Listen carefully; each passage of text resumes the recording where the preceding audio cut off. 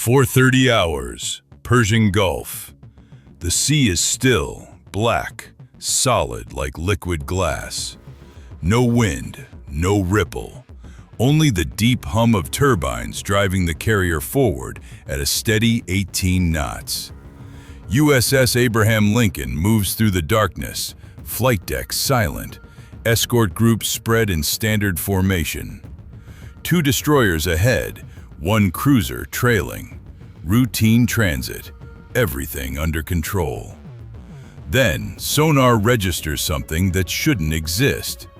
The operator picks it up first, a faint mechanical pulse, almost buried in background noise. He adjusts the gain, isolates the frequency. The signal sharpens. Low-frequency propulsion, diesel-electric. He marks the contact, then stops. A second signal appears, different bearing, same acoustic signature. Then a third. His hand moves to the comm panel. Multiple subsurface contacts, bearings spread, all closing. Inside the Combat Information Center, the picture updates fast. 3 submarines. No, 4. Then 5. The contacts resolve as Ghadir class. Boats, small Iranian subs designed for shallow water operations. They're spreading into a wide arc beneath the strike group, moving slowly, deliberately. This isn't a patrol, this is positioning. The watch officer studies the display without changing expression. How many total? 7 contacts confirmed, all inside defensive perimeter. 7 submarines, all Iranian, all moving into attack geometry beneath a U.S. carrier. The math is simple and brutal. Each Ghadir carries 2 torpedoes. That's 14 weapons potentially aimed at the strike group. The carrier alone displaces over 100,000 tons, but a single torpedo detonating beneath the keel could cripple her. No alarm sounds, no general quarters, not yet. The captain arrives in CIC within 90 seconds, his presence shifting the room's energy without a word spoken. He scans the tactical display, processing the geometry instantly. The submarines have already penetrated the outer screen. They're too close for long range. Engagement. Too spread out for a single coordinated response. Authorize active sonar, full spectrum. The destroyers light up the water. Sharp metallic pings explode outward, each pulse traveling miles through the ocean. The submarines hear it instantly. They know they've been detected. But they don't scatter. They hold course. That tells the story. These crews aren't probing. They're committed. Then the first torpedo launches. The sound tears through the sonar feed like a scream. High-speed propulsion, unmistakable. The weapon accelerates out of Tube 3 on the nearest Ghadir, its motor spinning up to 45 knots almost immediately. Before anyone can react, 2 more launches follow from different bearings. 3 torpedoes in the water, all racing toward the carrier. The captain's voice cuts through the sudden tension. Hard rudder, deploy countermeasures, launch helos. The carrier begins to turn, her massive hull responding slowly but deliberately. Behind her, acoustic. Decoys eject from launchers along the stern, each one broadcasting a false signature designed to lure the torpedoes away.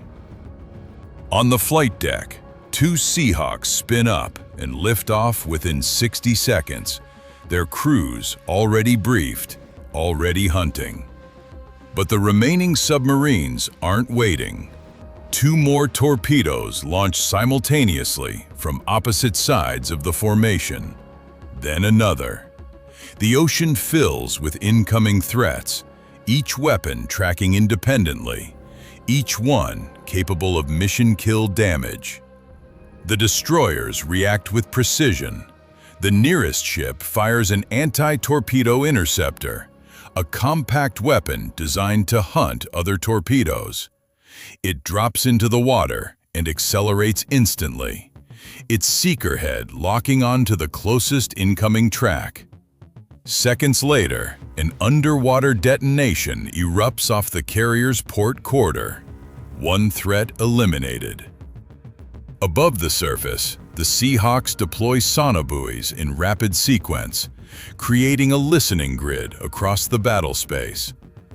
The first helicopter gets a Solid return almost immediately. Submarine contact, bearing 092. The crew doesn't hesitate. A Mark 54 torpedo drops from the weapon rack and disappears into the black water below. The Iranian submarine tries to dive deeper, flooding ballast tanks, angling downward. But the Mark 54 is faster, smarter. Its active sonar locks on. The weapon closes the gap in seconds. When it detonates, the shock wave is catastrophic. The first Ghadir disintegrates, her hull crumpling under the pressure. But there are still 6 more.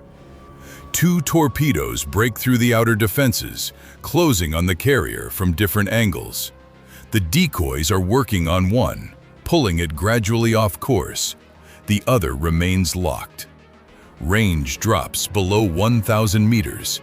The tactical display shows the track in bright red, its projected path intersecting directly with the carrier's engine room. The captain watches the countdown. No panic, no raised voices, just calculation. He's fought submarines before, knows Their limitations. Ghadir boats are small, slow, designed for ambush in confined waters. But they're not built for sustained combat against a prepared strike group. Every second they stay engaged, they expose themselves. Deploy final interceptor. The last anti-torpedo weapon fires from the escorting cruiser. It races through the water at maximum speed, closing on the incoming threat from an oblique angle. The 2 weapons converge. At 300 meters from the carrier, they meet. The explosion sends a column of water skyward, visible even in the pre-dawn darkness. The carrier survives. But the battle isn't over. 4 more Ghadir submarines remain submerged, their positions now clearly marked by the sonobuoy network. The Seahawks circle above like predators, their sensors locked. The second helicopter acquires a target and drops another Mark 54. This time, the submarine tries to run, increasing speed, attempting to break contact. It doesn't work. The torpedo tracks relentlessly. Another detonation, another hull crushed. Then, something unexpected happens. One of the remaining submarines surfaces. Not fully, just enough to break the waterline, exposing her conning tower. It's a desperate move, possibly mechanical failure, possibly a last attempt to. A third torpedo launches from the surface boat. The torpedo breaks the surface at a steep angle, its motor screaming. It's not aimed at the carrier. It's aimed upward at the circling Seahawk. Anti-aircraft torpedo. Rare, unstable, but lethal if it connects. The helicopter pilot sees it coming. He banks hard left, rotor wash scattering spray across the water. The torpedo arcs higher, tracking the movement, then detonates 50 feet below the aircraft. The blast wave hits like a physical punch, throwing the Seahawk sideways. Alarms scream. Hydraulics fail. The aircraft drops toward the ocean, auto-rotating, fighting for control. It crashes into the water 200 meters from the carrier. Hard impact. The crew survives, already activating emergency beacons, already being tracked by rescue swimmers launching from the second helicopter. But now the calculus has changed. The captain stands motionless on the bridge, watching the downed aircraft. His jaw tightens. One of his crews is in the water. 4 more submarines remain submerged, and the rules of engagement just became personal. He turns to the tactical officer. Weapons free. Full ASW prosecution. What follows is not restraint. It's elimination. The destroyers unleash everything. ASROC missiles launch vertically from deck cells, arcing high before plunging into the sea. Each missile carries a Mark 54 torpedo that deploys at depth, already hunting.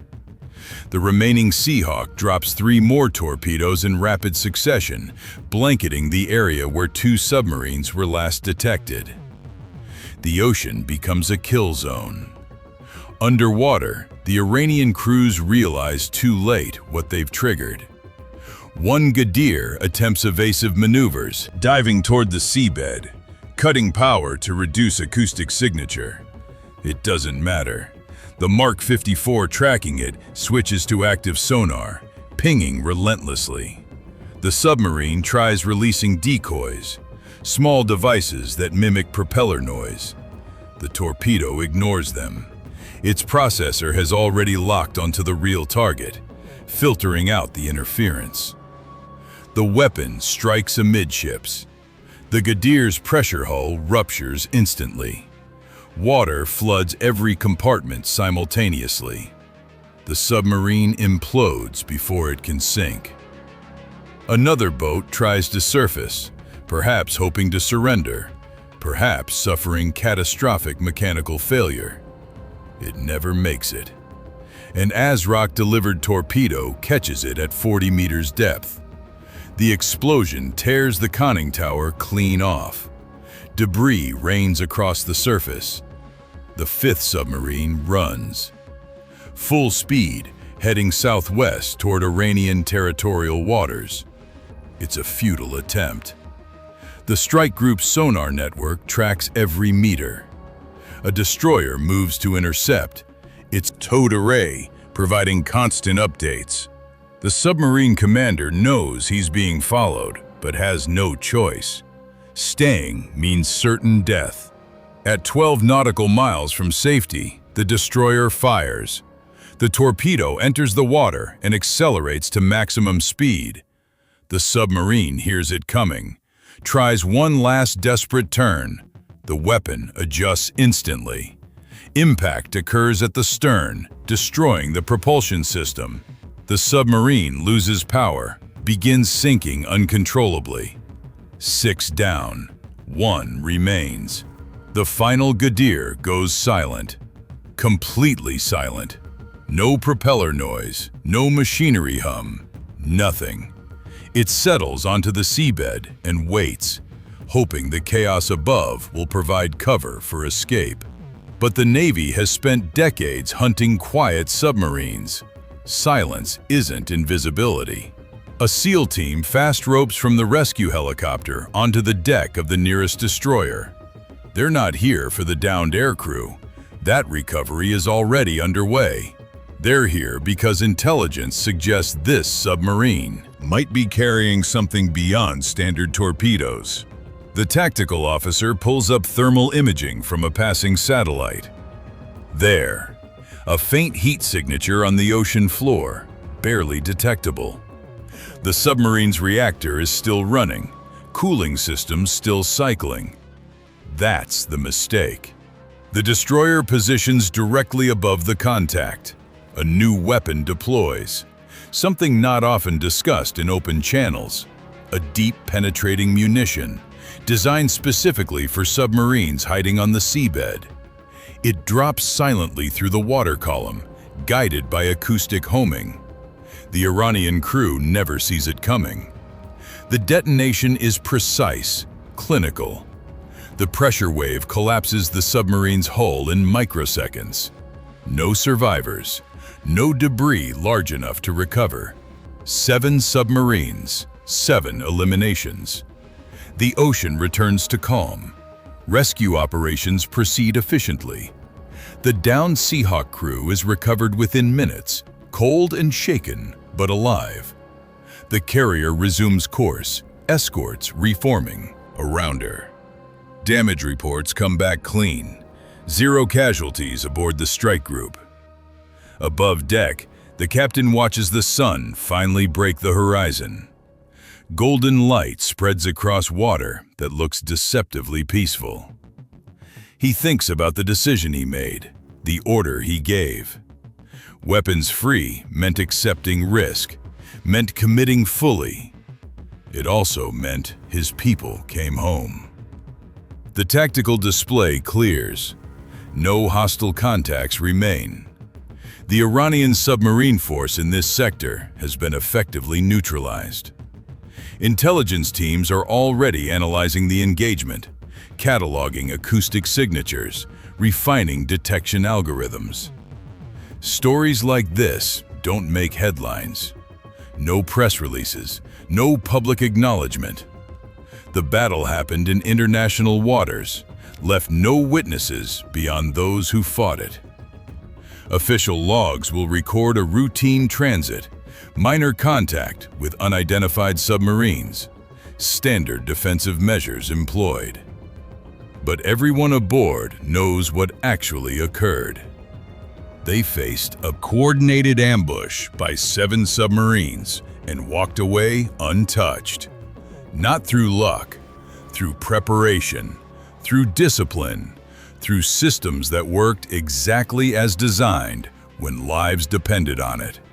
The carrier continues east. Behind her, the ocean holds its secrets. 7 submarines rest on the seabed, their crews gone, their mission failed. And somewhere in a Pentagon briefing room, analysts are already updating threat assessments, adjusting patrol routes, ensuring the next time someone tries this, the response will be even faster. Because this is what happens when you challenge a carrier strike group in open water. You don't make the news, you just disappear. The strike group maintains formation through the following day. No additional contacts appear. The Persian Gulf returns to its usual rhythm of commercial traffic and routine patrols. But something fundamental has shifted beneath the surface, beyond what any radar can measure. Intelligence reports filter back through secure channels. Iranian Naval Command has gone silent on submarine operations. Coastal installations show increased activity, suggesting emergency protocols activated. 7 crews didn't return home. 7 families received notifications they hoped would never come. The carrier's air wing resumes flight operations at dawn.